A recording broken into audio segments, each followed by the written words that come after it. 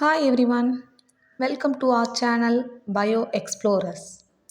Dear explorers, in this class we will see about the family Orchidaceae. Orchidaceae is the largest family of monocots which have around 28,000 species which is belong to 763 genera. In India, 1500 species which is belong to 150 genera. Orchidaceae members are generally widely distributed. The Orchidaceae members are generally shown different kinds of flowers with different appearance. For example, Cypripedium aquale, which is a pink lady slipper, which shows a slipper-like flowers. Drachia gracilis, which shows hammer-like flower. Hence, it's commonly known as hammer orchid. The perianth of Odontoclasm species looks like a lady, hence it's commonly known as lady orchid. Epidendrum species is commonly known as greenfly orchid. Ocidedium species is commonly known as dancing lady orchid because its perianth looks like a dancing lady. Cypripedium californicum, which is commonly known as lady slipper orchid. Gaudiera oblongifolia, which is known as a rattlesnake orchid because the leaves of these orchids looks like a rattlesnake. Cephalanthera austinae, which is commonly known as ghost orchid because the perianth looks like a white ghost. The perianth of Dracula simia looks like a monkey, hence it's commonly known as monkey orchid. Orchis militaris, which shows a military man-like appearance perianth, hence it's known as military orchid. Epidendrum radicans, the perianth looks like a cross, hence it's known as Holy Cross orchid. Ophrys ephifera, which is have a bee-like perianth, hence it's known as bee orchid. Diuri species and orchid species known as donkey orchid and man orchid respectively. Now systematic position. So the family Orchidaceae, which is fall on the division Spermatophyta, subdivision Phanerogams, class Monocotyledons, series Microspermae and family Orchidaceae. The Orchidaceae family, which is commonly known as orchid family. Generally, these members are present in terrestrial or epiphytic nature. The flowers are bisexual, zygomorphic, and epigynous. Bisexual means the flowers having both sexes, male and female sex organs on a single plant, single flower. Zygomorphic means when we cut a single plane, we have get the two equal halves. That is known as zygomorphic. And epigynous means epi means over or upon. Gynous means gynoecium. So the floral parts are lies over the gynoecium, which means the ovary is inferior in nature.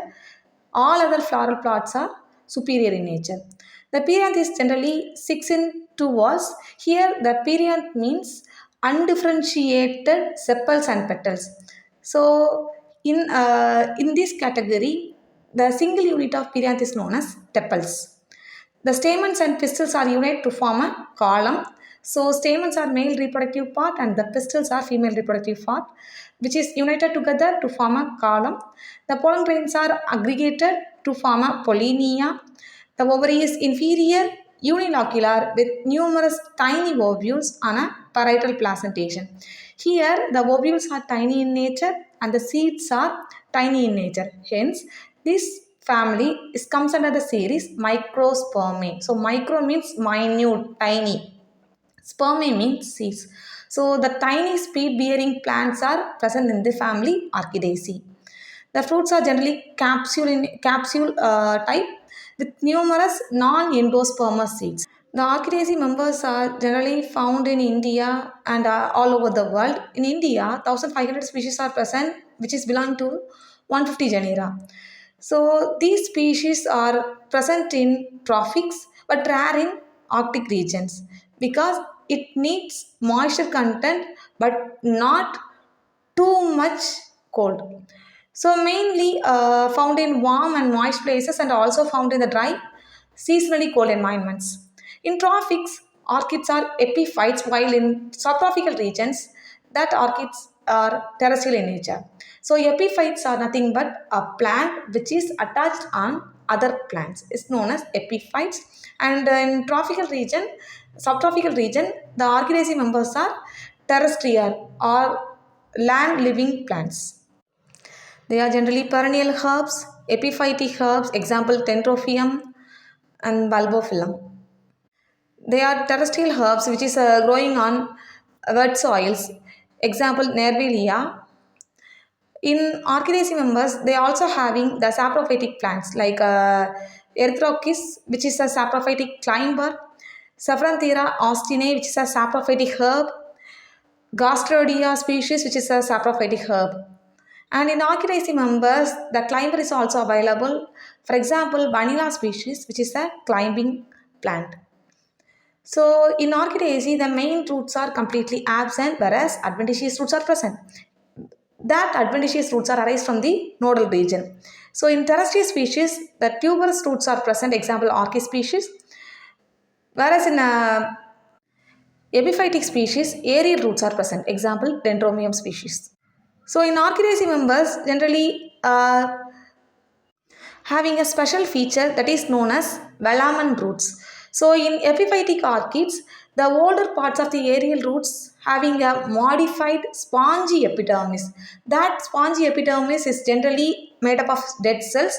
That cells are known as velamen. So the function of these velamen roots are which absorbs the humidity and transmits that humidity to the growing plant. So it looks like a silvery gray or white or brown appearance on their roots. So here we have easily observed the velamen roots. In terra, that is mycorrhizal association. That mycorrhizal association is two types. One is ectotrophic association, another one is endotrophic association.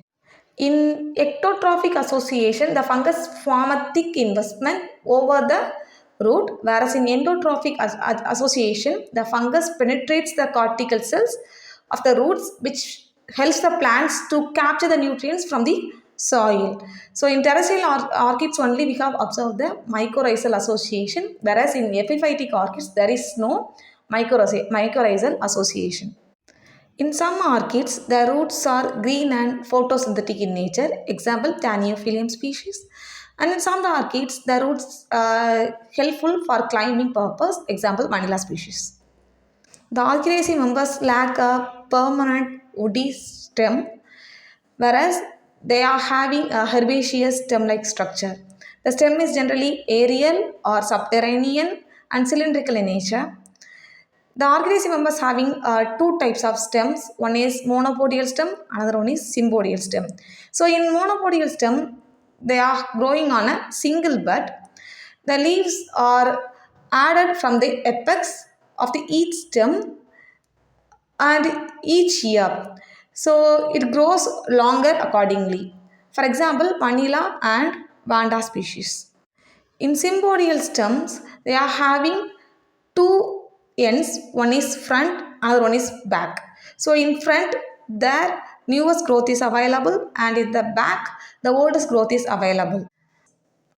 In sympodial stem, the plant produces a series of adjacent shoots which grow to a certain size, bloom, and then stop growing, and that stem is replaced by another one. Example, Cattleya species. In orchids, the creeping rhizome is available. Example, Coleogynae species. In Ophrys species, we have observed the subterranean tuberous stem. In Bulbophyllum species, the pseudobulbs are observed. What is meant by pseudobulbs? Pseudobulbs are nothing but a stem which are swollen in nature, which is also subterranean. Okay. In Taniophyllum species, the stem is absent, and in Dendrobium species, the stem is cane-like pseudobulb. In Cotonia species, the stem is leafy in nature, whereas in Epidendrum species, both true stem and pseudobulbs are present. Generally, in Orchidaceae members, they are having a simple exstipulate, petiolate leaf or sessile leaf. So generally, they are having simple leaf, exstipulate leaf, which means the leaf does not having a stipules. In Godiera, the leaves are petiolate. In Dendrobium, the leaves are sessile. And in Sacchalobium, the leaves are long.